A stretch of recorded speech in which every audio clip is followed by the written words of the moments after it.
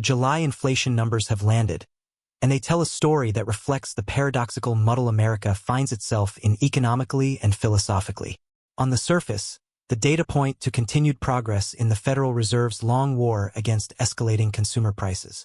The so-called core measure, which strips out volatile food and energy costs, decelerated to a 3.2% annual rise, the slowest pace in over 2 years. But dig an inch below that surface-level trend and the details fracture into dissonant realities.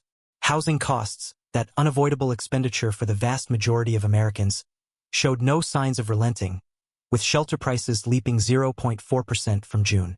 The struggles of the working class were further amplified by a separate report showing real wage growth stagnating as the year has progressed. It's a contradictory economic tableau that mirrors the opposing narratives wearing in the national psyche. On the one hand, there is the empirical evidence that the Fed's aggressive interest rate hikes over the past year are gradually restraining consumption and cooling off the overheated pandemic economy. Chalk one up for the stern apostles of economic orthodoxy who preach the religion of inflation control through monetary stringency. And yet, the persistent elevation in housing costs and the widening gulf between wages and living expenses points to the enduring sense of financial insecurity experienced by much of the populace. It vindicates those arguing for a more holistic rethinking of societal priorities, one that doesn't treat taming abstract price indices as the be-all and end-all, but wrestles with the human factors that leave too many feeling economically adrift.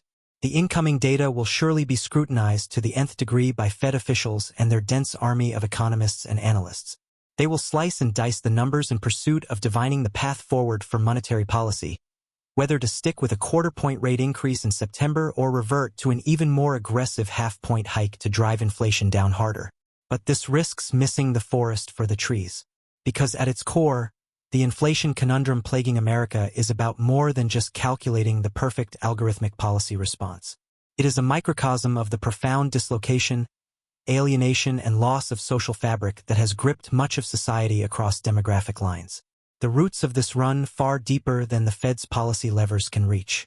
The forces of globalization, technological upheaval, and the shift towards a knowledge-based innovation economy have strained the credibility of the old economic precepts and loosened the bedrock promises that underpin 20th-century capitalism. The very notion of what constitutes a well-functioning economy, one that nurtures human flourishing and earns the loyalty of the body politic, has been thrown into doubt. No wonder a 2022 survey found that nearly 2/3 of Americans harbor very little or no confidence at all in the ability of government economic policies to put them on a firm financial footing. The dogmas of the quiet past no longer hold true in this era of perpetual disruption. In the face of such tectonic change, the old Prometheanism of inflation-conquering central bankers rings increasingly hollow.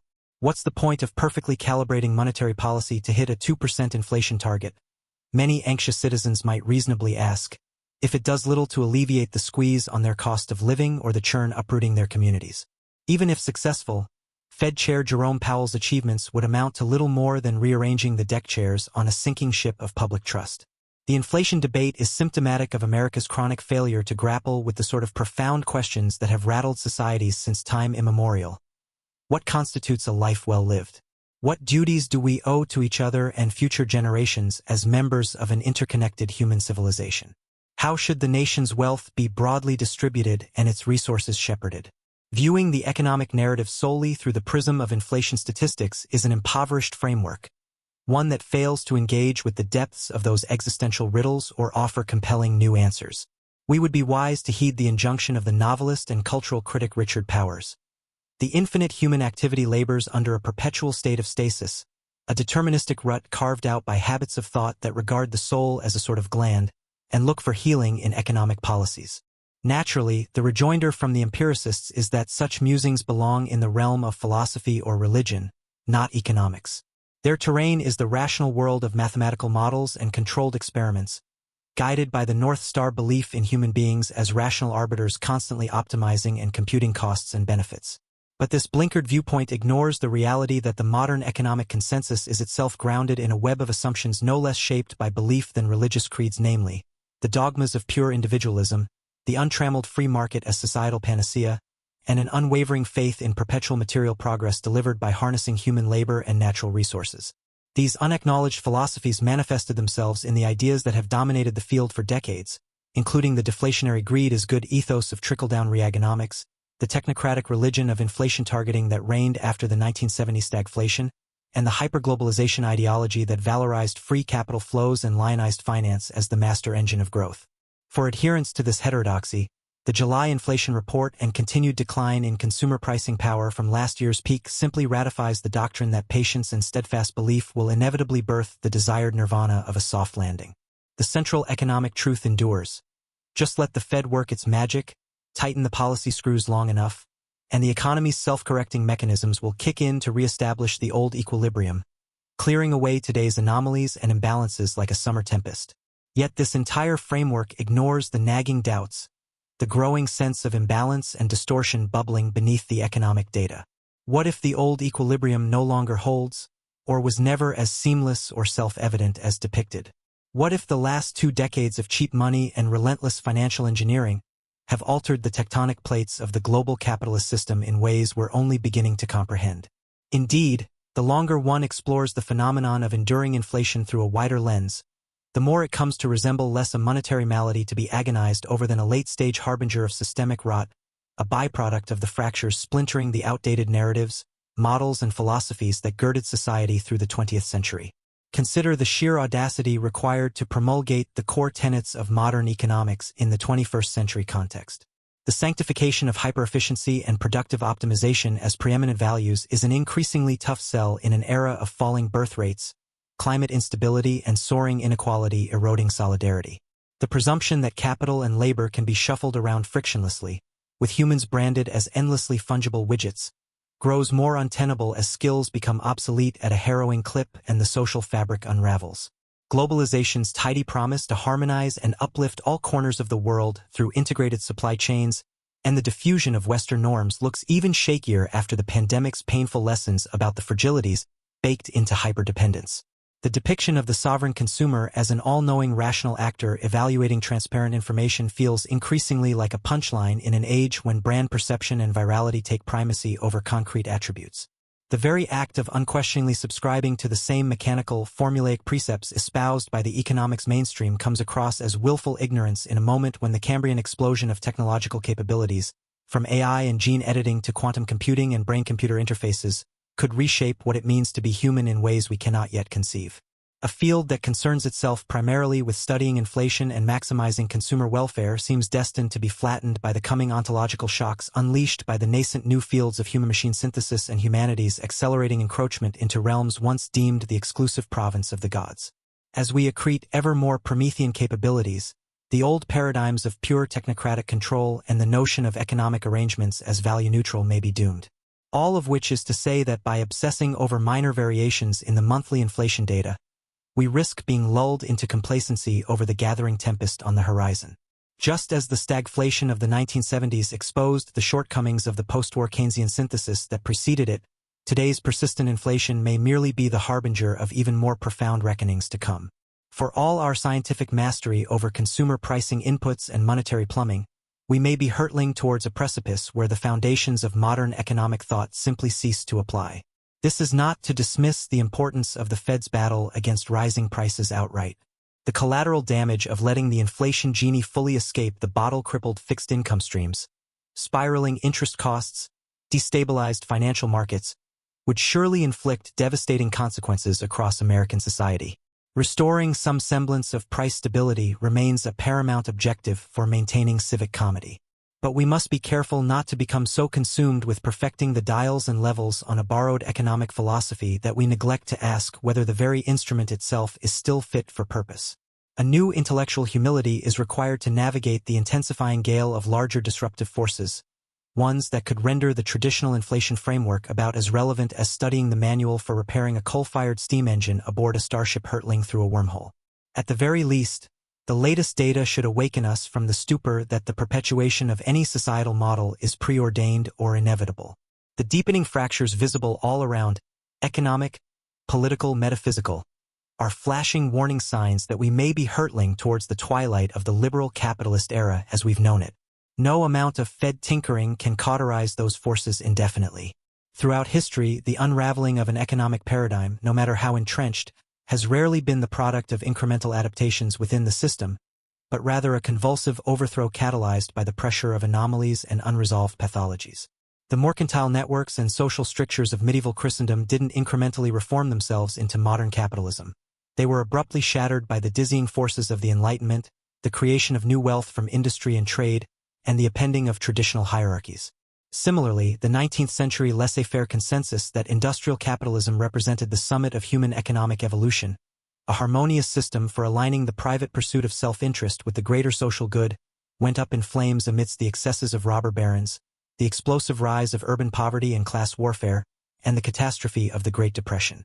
It took mass upheaval, economic implosion, and total war to definitively supplant the old orthodoxies with the post-war embedded liberalism that bequeathed a new social compact. Which brings us to the central question looming over the economic future. What ideological renovation awaits on the other side of the next period of creative destruction and paradigm overthrow? What new narratives and societal scaffolding might supersede liberalism and rewrite the rules of 21st century human development? The contours of the coming conflict are already conspicuous. On one side are the final purists and partisans of the old dispensation, the corporatist growth ideologues, the globalizing elite whose power and prestige is deeply vested in the perpetuation of the existing international architecture, the unchecked financialization of capital and knowledge flows.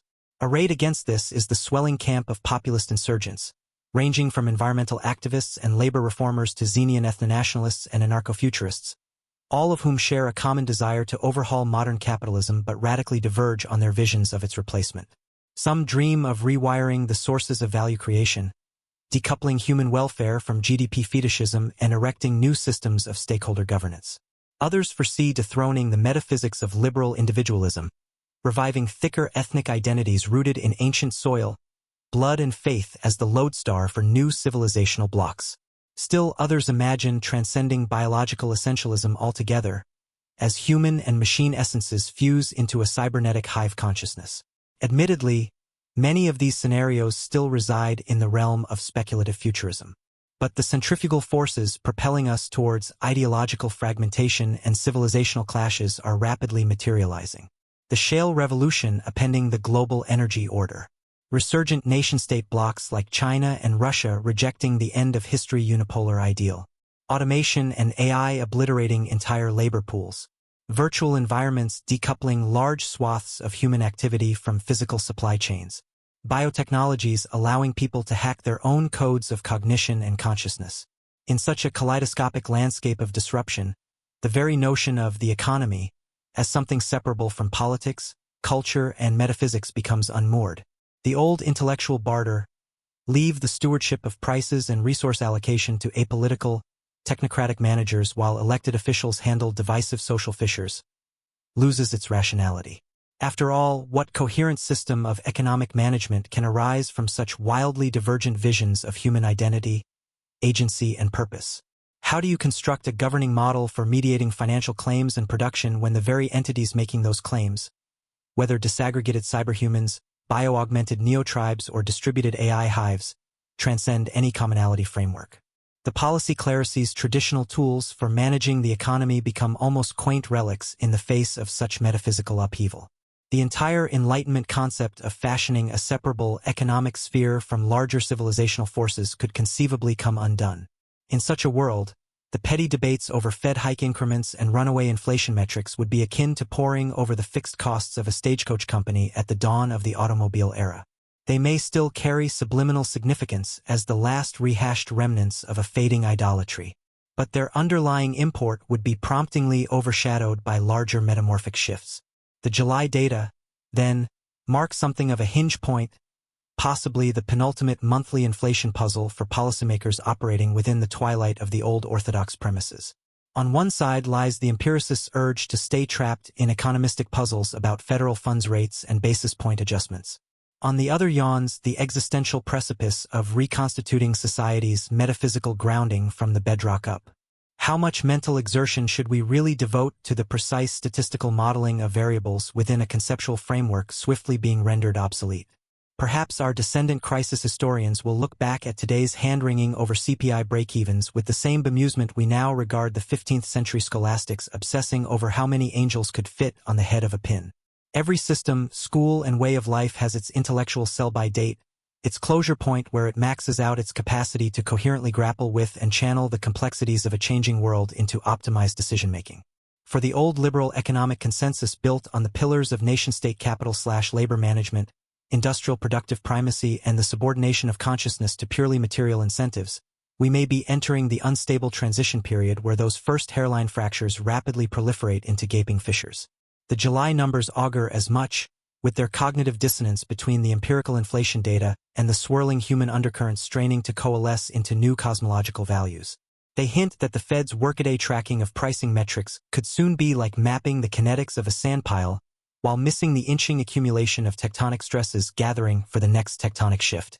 This is not to say that all economic inquiry is futile, nor that we can immediately dispense with the mathematics and mechanisms of resource management in an orderly society. But it does raise the question of whether the foundations are eroding to necessitate an even more radical reframing of what economics fundamentally represents. Perhaps the field requires a more fully subsumed reintegration back into a larger humanistic tent, one that resituates commercial activities as part of the broader psychosocial contexts and narrative identity pursuits which spawn them. Instead of vainly attempting to excise the positive-sum exchanges involved in production, trade, and consumption into a clinical sphere separate from grander civilizational developments, a revamped tradition could more explicitly study economic phenomena as intrinsic outgrowths of people's mythologies, value hierarchies, and collective senses of purpose.